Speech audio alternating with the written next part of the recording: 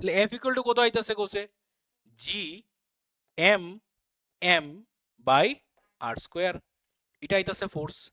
এখন এই যে অবজেক্টটা, এটার নিচে মনে করো আমি নিয়ে দিছি ওয়েট মেশিন, তাহলে ওয়েট মেশিন দিলে ওই অবজেক্টটার কিতা দেখাইবো, ওয়েট মেশিনও ওয়েট দেখাইবো, মাস না কিন্তু। তাহলে ওয়েটটা কিতা, ওয়েট ইজ নাথিং বাট কিতা, ফোর্স।